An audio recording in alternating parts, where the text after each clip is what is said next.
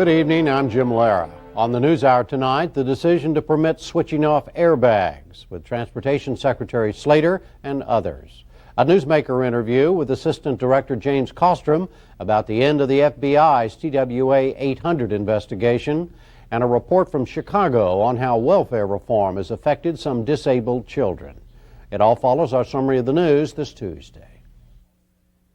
The FBI officially closed its investigation into the crash of TWA Flight 800 today. Assistant Director James KALLSTROM said no stones were left unturned in the 16-month investigation, but no criminal activity was found. The Paris-bound plane exploded off Long Island shortly after takeoff. At a news conference in New York City, KALLSTROM responded to criticism the investigation took too long. We're the Federal Bureau of Total Investigation. We try to be. I try to be. Not the Federal Bureau of the obvious. I mean, we have to look at everything possible. We have to look, we've got 230 people that died here. We've got whole families, children. We have to look at every dark crack and crevice of this investigation. We did the right thing. We'll talk to KALLSTROM later in the program. President Clinton ordered more aircraft to the Persian Gulf today as diplomatic efforts to end the crisis over UN weapons inspectors continued. Charles Krause reports. The United States resumed high-altitude U-2 surveillance flights over Iraq today, so far without interference. Iraq had threatened to shoot down the planes, but said today's flight was not within range of its anti-aircraft guns. Meanwhile, President Clinton called his national security team to the White House to reassess both diplomatic and military options as the crisis continued. Following the hour-long meeting, National Security Advisor Samuel Berger announced the president had decided to send more air power to the Gulf. We have the U-2s flying, we have a very active no-fly zone, and we have a very uncertain situation. And for all of those reasons, based upon the recommendation of Secretary Cohn and the Joint Chiefs, some further aircraft deployments were deemed necessary by the President. Currently, the U.S. has a total of 150 warplanes on the aircraft carriers Nimitz and the George Washington, which was dispatched last week from the Mediterranean and should arrive in the Gulf within the next several days. The U.S. also has another 170 land-based aircraft within striking distance of Iraq. Despite today's decision, Berger said President Clinton remains hopeful that a peaceful solution to the crisis can be found. Berger had little to say about Russian President Boris Yeltsin's meeting today in Moscow with Iraqi Deputy Minister Tariq Aziz. During that meeting, Aziz reportedly delivered a letter to Yeltsin from Saddam Hussein, asking the Russian president's help finding a, quote, balanced political solution to the current crisis. Later, Russian Foreign Minister Yevgeny Primakov went on national television to say that Yeltsin and Aziz had worked out such a plan. Primakov provided no details, except to say that Iraq would have to fulfill the requirements of the UN resolution on weapons inspections. In Egypt today, the country's largest militant group claimed responsibility for yesterday's murder of tourists in Luxor. Their statement said it had planned to take the tourists hostage. Instead, gunmen opened fire on the sightseers, killing 58 of them. The hostages were to be used as leverage to win the release of one of the group's leaders, Sheikh Omar Abdel Rahman. He's in jail in the United States for conspiring to bomb New York City landmarks. We have more on this story from Julian Mannion of Independent Television News. Today, a tight security cordon surrounded the scene of the massacre at the temple of Hatshepsut. Armed soldiers stood guard in the desert and in the temple itself, as in spite of the killings, some tourists continued to arrive at the ancient site. This morning, the president of Egypt, Hosni Mubarak, came here.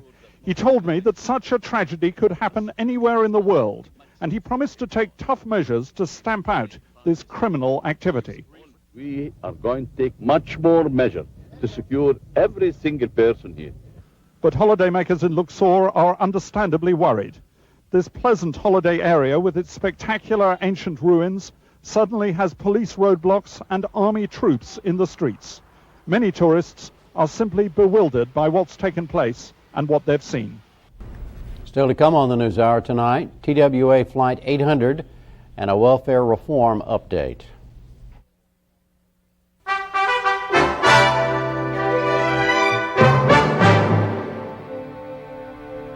The closing of one chapter of the Flight 800 investigation. Kwame Holman begins our report. The FBI's investigation began literally within minutes of Transworld Airlines Flight 800's explosion and plunge into the Atlantic 9 miles off Long Island, New York. Eyewitnesses on that July 17, 1996 night said they saw the Boeing 747 with 230 people on board explode in midair. We all looked up, and a couple seconds later, we just saw this burst of flames, and it separated. The clear suspicion a bomb or missile caused the disaster required the FBI's criminal probe, and the possibility of a mechanical or human failure brought in the National Transportation Safety Board. One immediate outcome of the crash was tough new security measures at the nation's airports, which continue today. As the investigation progressed, news reports gave strength to the theory of a criminal act. In August last year, the New York Times said investigators had found traces of a chemical used in plastic explosives in the wreckage of TWA 800. 2 months into his investigation, however, FBI Assistant Director James KALLSTROM said the bombing theory was unproven. Based upon all of the scientific and forensic evidence analyzed to date, we cannot conclude that TWA Flight 800 crashed as a result of an explosive device. Ultimately, investigators said the traces of explosives were left aboard TWA 800 during a bomb detection training exercise 5 weeks before the deadly crash. Flight 800 was in the headlines again last November when former ABC News reporter Pierre Salinger claimed a Navy missile was responsible for the crash. He later released radar images on videotape and a 60-page document to support the allegation. That tape, done by the air traffic control, completely confirms that a missile fired down TWA 800. Last fall, the FBI concluded there was no evidence to support Salinger's friendly fire theory. Meanwhile, the National Transportation Safety Board continued its exploration of possible mechanical malfunctions. For more than a year, the NTSB has said the explosion resulted from the ignition of jet fuel fumes that accumulated in the center fuel tank of the 747. But to date, investigators have not determined what caused that ignition.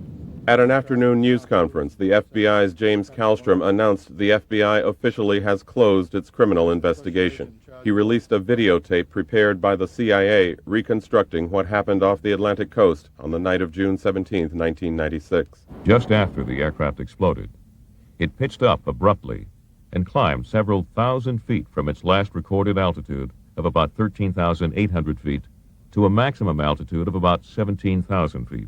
Shortly after Flight 800 reached the peak of its ascent, about 20 seconds after it exploded, a fireball erupted from the aircraft. When the jet reached an altitude of roughly 1 mile, about 42 seconds after it exploded, its left wing separated from the fuselage, releasing unburned fuel. The fuel's subsequent ignition and blaze produced a dramatic cascade of flames, visible to eyewitnesses more than 40 miles away. About 7 seconds after the left wing detached, and 49 seconds after the initial explosion, the burning debris hit the water. The NTSB said it will continue its investigation into why that explosion occurred, with public hearings beginning next month. Assistant FBI Director James KALLSTROM is with us now from New York City. Mr. KALLSTROM, welcome. Hi, Jim. How are you? Just fine. You found no evidence that that plane exploded because of a criminal act, correct? That's correct. Not one scintilla of evidence after all these months and all the investigation, but I feel good, Jim, that we did a very comprehensive, total investigation. We left no stone unturned. In fact, we looked under every rock multiple times. We owe that to an investigation of this magnitude and with this much tragedy. Are you surprised yourself that 16 months after this began that you're saying what you're just saying? Did you expect it to turn out this way? No. In fact, I thought there was a good chance that first night, you know, with the initial information we had, this tragic scene out on the ocean, a 747 with a huge fireball no communications from the aircrew of any distress, anything wrong with the plane. Almost immediately, witnesses seeing things in the sky. Some of the first reports came from air crews transiting through the airspace.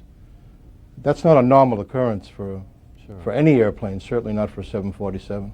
All right. Now, your investigation over 16 months involved, what, 7,000 interviews, is that right? Something That's like right, that? Jim. We did about 7,000 interviews. We had a major investigation, obviously, at Kennedy, at Athens, Greece, where the plane came from, out on Long Island from the standpoint of, was it a terrorist missile, which involved hundreds and hundreds and hundreds of agents. The friendly fire investigation, of course, the intelligence ear to the ground around the world. Right. Well, tell us a little bit about, I know you can't give us specifics, but tell us how you went about trying to determine from an intelligence point of view first, whether or not terrorists or somebody put a bomb on that plane. Well, as you know, as you probably know, we have the counterterrorism responsibility for the United States. We do that jointly with our friends in law enforcement. In New York City, we have the Terrorist Task Force. So we know a lot about terrorist activities. We know a lot about groups that have said things and done things in the past. So obviously we check all that. We check all our sources. We check all our means. We have relationships with our own intelligence agencies, obviously. We have relationships with intelligence agencies around the world. To deal with terrorism in this day and age, all of us in the free world and even others are coming to believe that we have to work together. So obviously we check all that and we ask for assistance. We look at overhead satellites. We look at all kinds of things to find out what this is about. Did you not get even a scintilla of a smell that this might, from your intelligence part of this now, that this might have been a terrorist act? Well, you always get a few smells when you ask. Sure. I mean, you always get information, and I don't want to make it sound like we didn't get any information. We didn't get anything that we put much credence in. We didn't get anything with real specificity. Okay. We didn't get any golden nuggets or any grains of gold, quite frankly. Okay, so then the second part, or a second part, was the forensics part of the investigation, where, to oversimplify it, just the evidence you had in hand, right? Tell us about that and how you went about determining that there was no criminal sign there. Well, that's right. I mean, we ended up with close to 1 million pieces of this once proud airplane. So think about all these pieces coming in the front door of the hangar at Calverton, Long Island. Of course, chain of custody and where they broke the water, all those things were important. And then think about a bunch of scientists standing at the door, a metallurgist, a chemist, forensic scientists, bomb technicians, looking at each and every piece and from their experience, separating the pieces into two piles. Those that needed further investigation because of the obvious characteristics of the damage, and those they felt didn't. And then, of course, the ones that needed further examination, having that examination take place. And they're looking for the way metal was bent or residue of things that they Sure. could... Yeah, that's right. I mean, unfortunately, we know a lot about bombs. I mean, things have been bombed. So we know what metal and other things look like that have been bombed.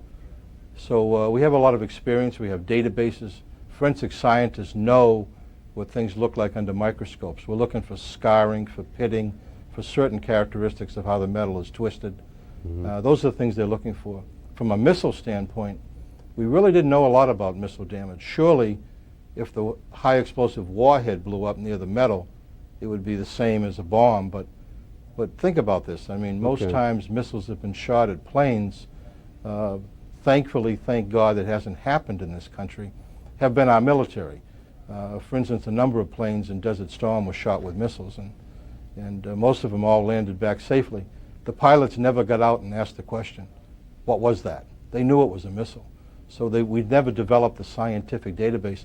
And quite frankly, we looked around the world for that, and there wasn't any. So we had to develop our own. And how did you do that?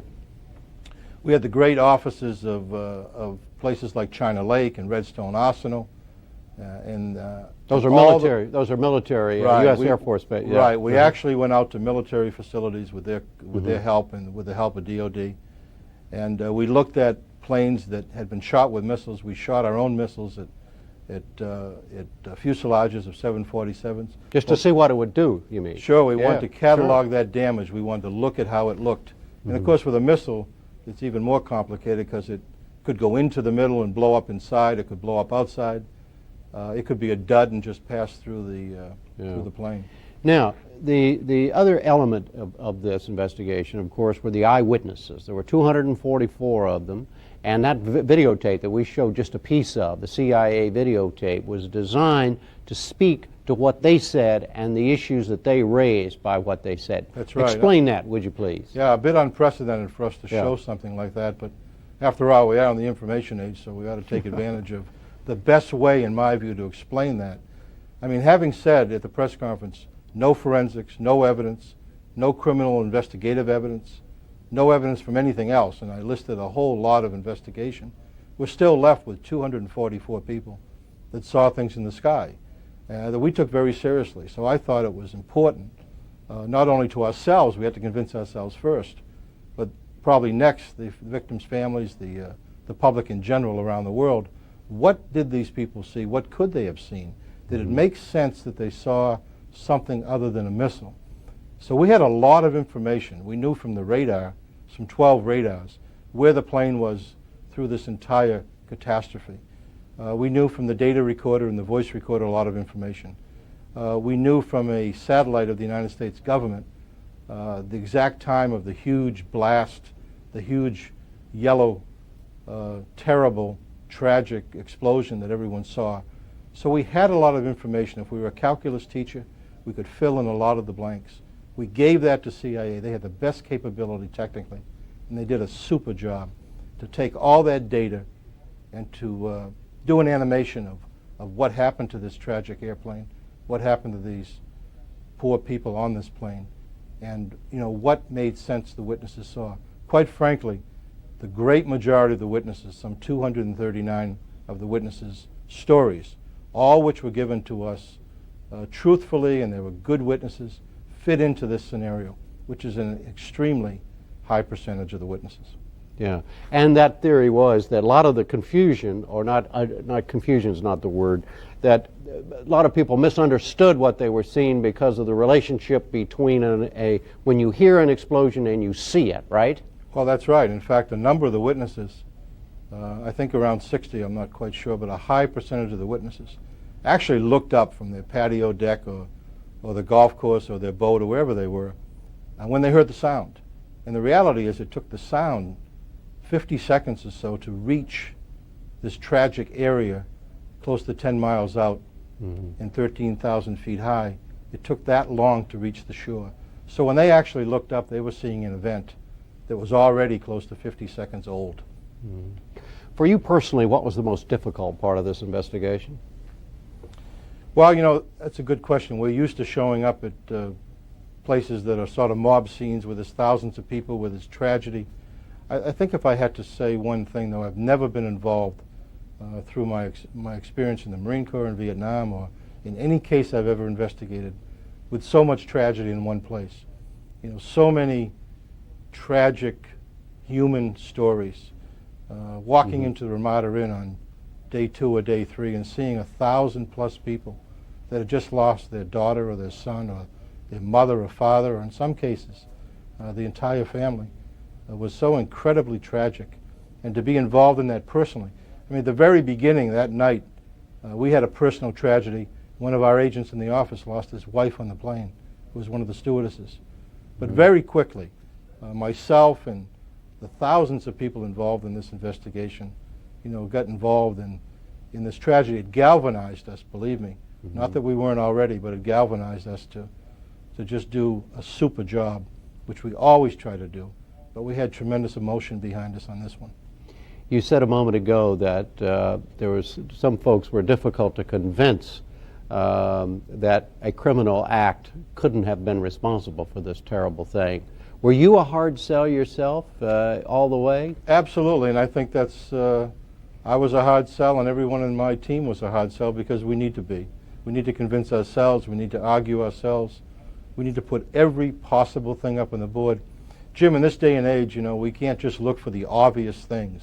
Not that we ever should, but You know, we don't see the obvious this, the obvious that. We're not the Federal Bureau of the obvious investigation.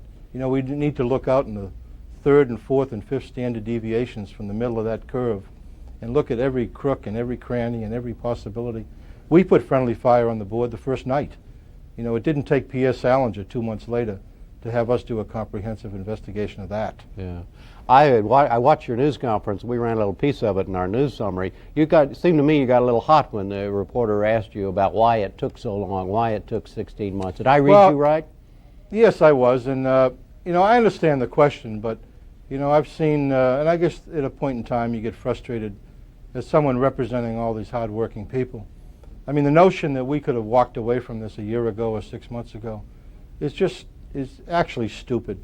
And I mean, we had so many things to do. The reason we closed this 2 weeks ago is we had no more leads. I mean, the notion that we wouldn't look at the mock-up, that we wouldn't look at all the holes in relationship to each other, that we wouldn't bring in another metallurgist and certify all the opinions of prior scientists. This type of investigation is too important. We cannot guess at things. You know, we can't take a laissez-faire approach. And we worked as hard as we could work for as long as we did. And I'm proud of what all the investigators, from the task force, all the people that helped us, I'm very, very proud of what they did. Sense of relief tonight, Mr. KALLSTROM? Yes, I think there's, I'm glad that we could get to the point of actually proving a negative, which is a very difficult thing to do, Jim, as you probably know. And, but it's necessary. It's good that we now know it wasn't criminal. And that can no longer be, you know, the hot light of the focus, and it shouldn't be. We stand prepared to jump back in at any time if some new information presents itself. So if that call comes tomorrow, you all are back on the case? Oh, without question. And we're going to support NTSB. We're going to help them with the security of the plane. We're going to help them with whatever they need. All right. Well, Jim KALLSTROM, thank you very much for being with us. Thank you, Jim.